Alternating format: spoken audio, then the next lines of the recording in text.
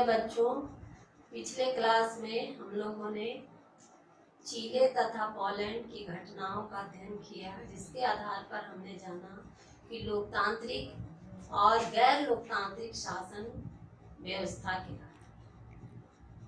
लोकतंत्र दो शब्द लोक और तंत्र से मिलकर बना है। लोक का अर्थ होता है जनता और तंत्र का अर्थ होता है शासन,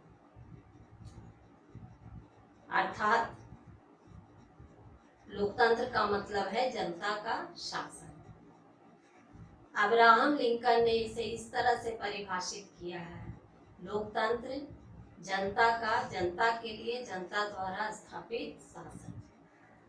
इसको हम इस तरह से परिभाषित कर सकते हैं कि लोकतंत्र शासन का वह रूप है जिसमें शासकों का चुनाव जनता करती है और निर्णय लेने की शक्ति भी जनता द्वारा चुने गए प्रतिनिधि को होता है। ये सवाल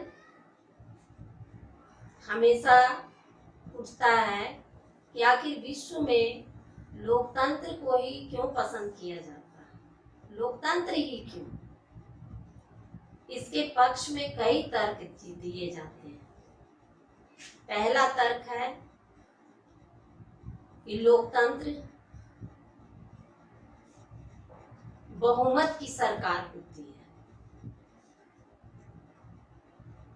दूसरा तर्क है कि लोकतंत्र में लंबे बहस के बाद निर्णय होते हैं और जो निर्णय होते हैं वो बेहतर होते हैं।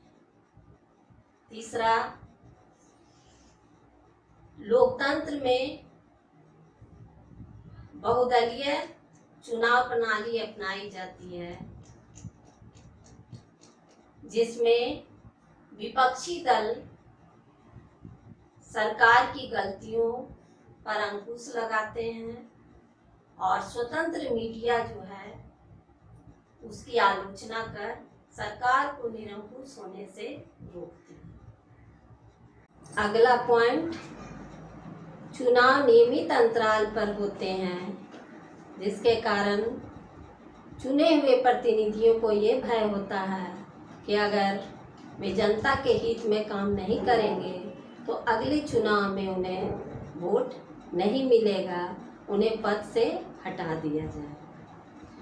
लोकतांत्रिक सरकार लोक कल्याणकारी होती है। वर्तमान में महामारी काल में देखा जा रहा है कि सरकार खाद्य सुरक्षा तथा स्वास्थ्य सुरक्षा के लिए लगातार काम कर रही है।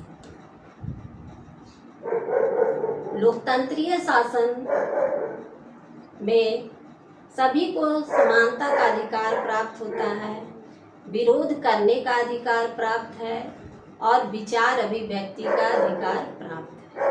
इस तरह से लोकतंत्रीय शासन एक बेहतर शासन है जिसमें जनता के हितों का हर तरह से ख्याल रखा जाता है। कुछ लोगों का तर्क इसके विपक्ष में दिया जाता है, जैसे कहा जाता है कि लोकतंत्रीय शासन में निर्णय लेने में देर होती है,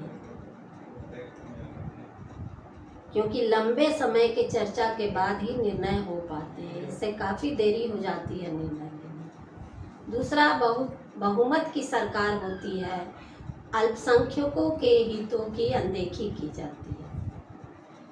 तीसरा,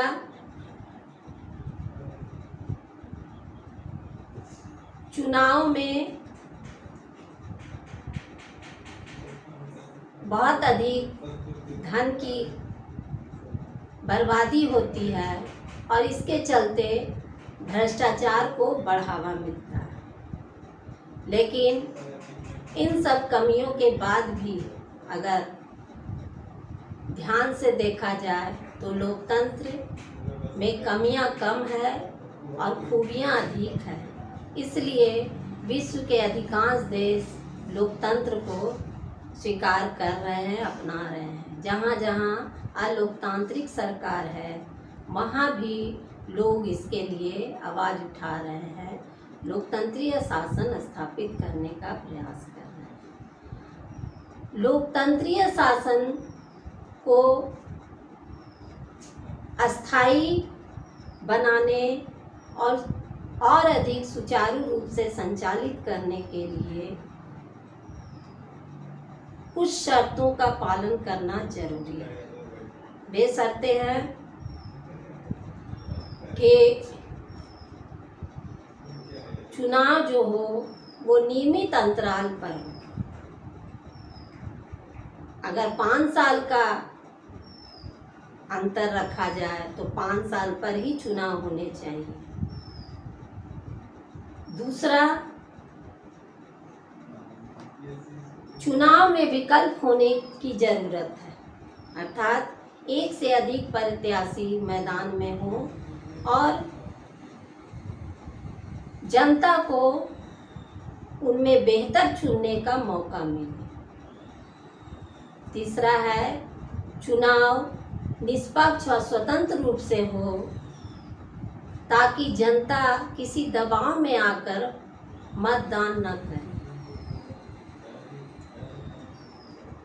अगर इन सब शर्तों का पालन सही ढंग से कर लिया जाता है तो लोकतंत्र सफल होगा ही।